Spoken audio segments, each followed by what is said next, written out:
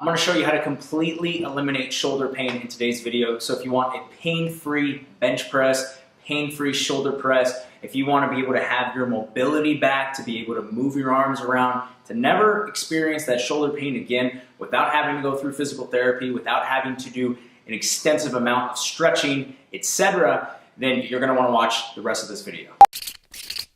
Alright, so I'm going to show you how to fix shoulder pain with something as easy as a kettlebell. If you do not have access to a kettlebell, you can use something as simple as a lacrosse ball. It's going to be a little bit more difficult with a lacrosse ball, but you can still fix the shoulder pain.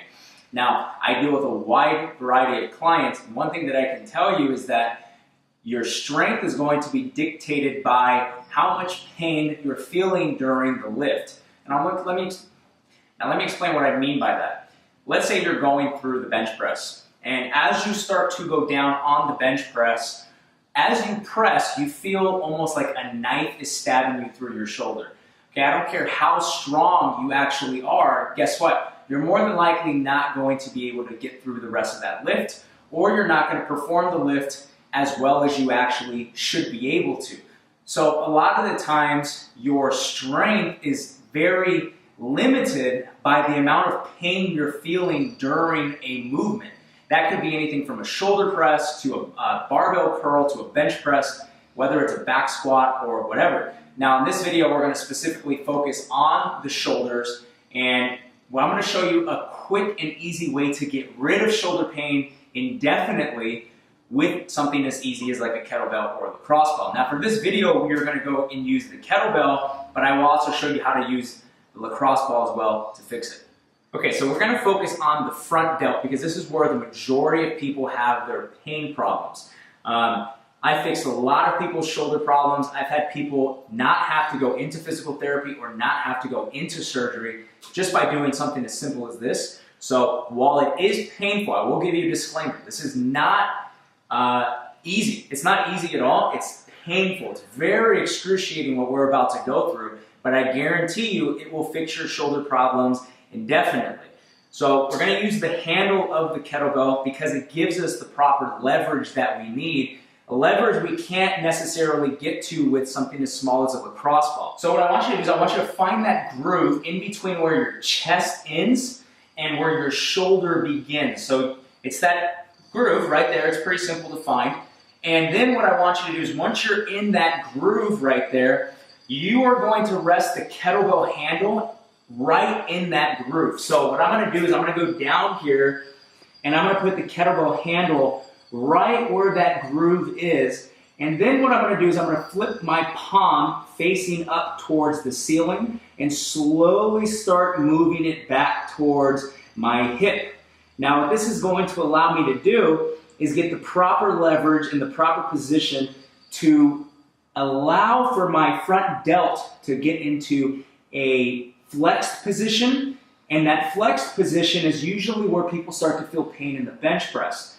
So from here, you're just going to slowly lower all of your body weight onto the spot, and I can tell you right now, if you can't see by my face, this is excruciating. Based on your pain tolerance, it's going to determine how hard you can actually apply pressure. Now, I've done this for years and I've been able to bench press pain-free, but if it's your first time, you're going to want to be a little bit easy, and all you're going to do is slowly move your arm in and around that spot until you find the most painful spot, and then you're just going to stay there. So for me, it's right here. And once you find that spot that's just excruciating, you just want to keep applying all that pressure on it, relax the muscle, so don't try to flex. And you can see my palms just resting on the floor here. And I'm just going to continue to apply pressure until that pain is gone. Now, once again, if it's your first time doing this, you might be a little scared because of the amount of pain that's being caused. Don't worry, you're not injuring yourself. What you're feeling is you're feeling the muscle knots and the muscle adhesions releasing stored lactic acid. And that's what that burning feeling is.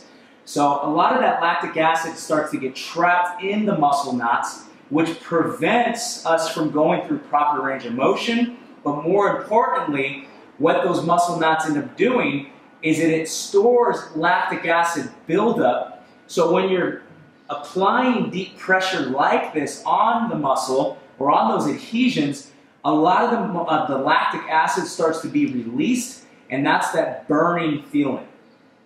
So once again, we're just going to stay here on the front delt, slowly move around.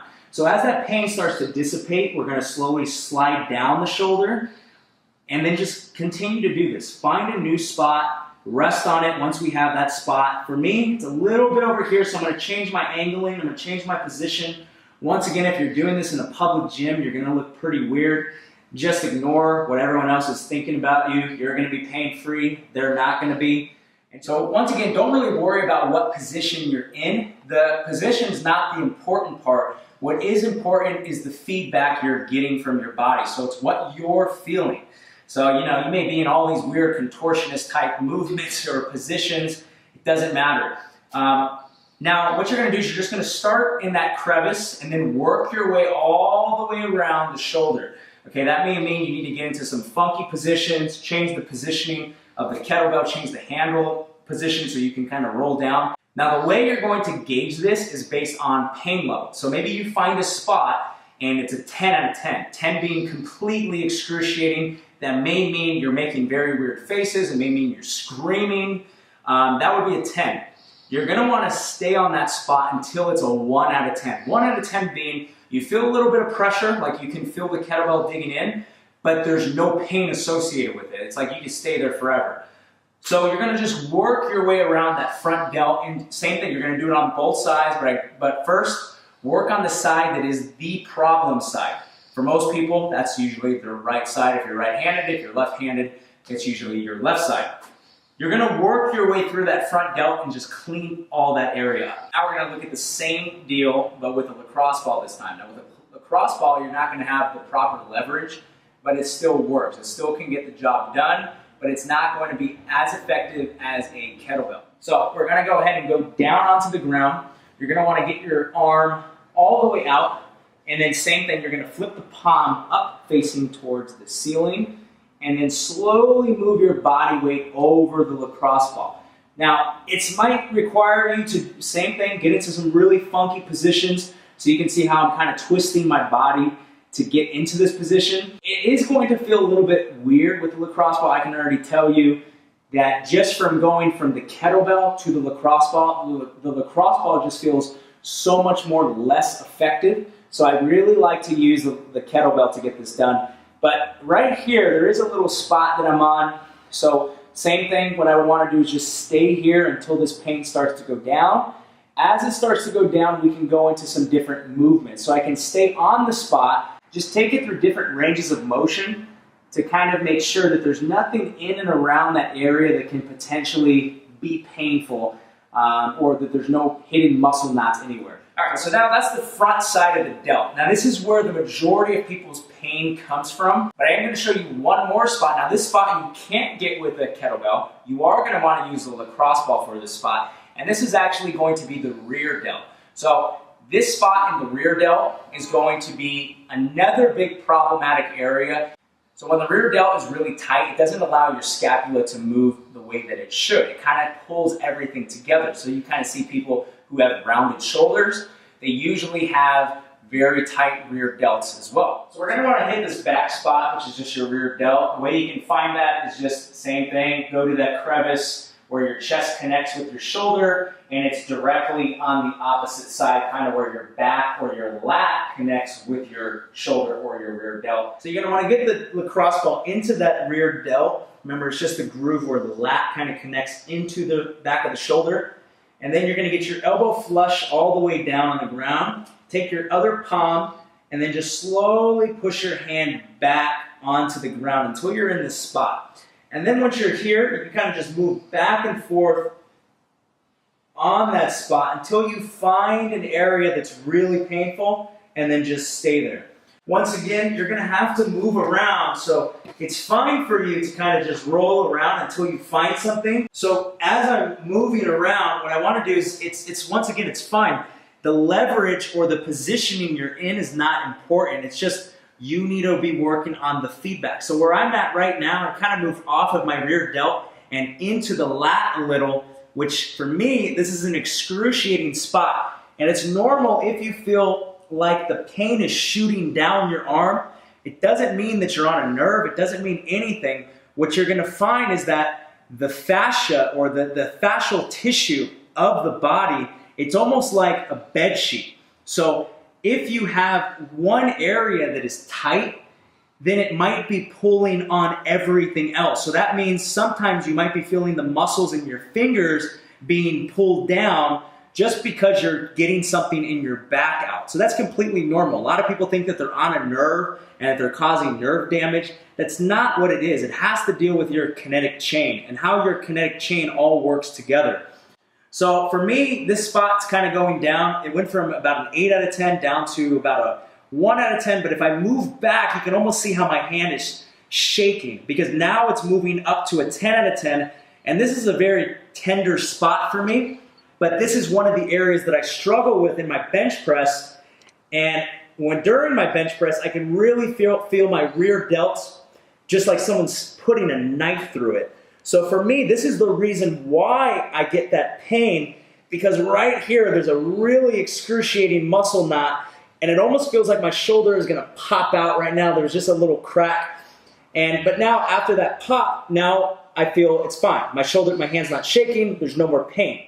Okay guys, so right now, after working on my right side, I can definitely tell you that my left side, it feels like absolute shit. My left trap feels tight. This whole shoulder feels like it's in pain now. This whole area right here, it feels pain-free. Now, how long is this going to last? Well, what this is going to do is it's going to allow your body, your muscles to stay in the right position so that when you go back into your bench press or your shoulder press or whatever it is, you're going to be going through that motion, that range of motion with the proper mechanics now. So everything's going to be working the way that it should. The muscles are going to be going through the proper range of motion. Your postural positioning, both static and dynamic, will be better. So your body's going to now learn how to train and mold the fascia around this new movement pattern that you're doing. What that's going to allow you to do is fix this problem over time. It's going to instantly get rid of the pain, but the pain might come back within about I want to say 72-hour window. Is it normal to get really sore after? Yes, it is. It's normal to have minor bruising. It's normal to have a little bit of redness, and it's normal to feel very sore after you do something like what we just did. So don't let that scare you. This is a process. It's not a one-time deal. It's something that you can do whenever shoulder pain occurs. So I suggest keep a lacrosse ball on hand. Let's say you're going to go into the gym and you're going to bench press. You can do this beforehand just to kind of clear up some tension. The majority of the time, the problem is not going to be in the triceps. It's not going to be in the chest. It's usually in the shoulders. And the next video, next week, next Monday, I'm going to show you how to fix elbow pain, because that's going to be the next area that I see people having a lot of problems with. So maybe your problem isn't that you have pain in the shoulders when you're bench pressing or you're doing whatever it is that you're doing. Maybe the pain is actually coming from your elbows during lockout or whatever it may be. So tricep movements hurt, anything with lockout, anything with this elbow extension, that is going to be your problem with pain. In the next week's video, I'm going to show you how to do something very similar and the different muscles to work on to fix elbow pain indefinitely.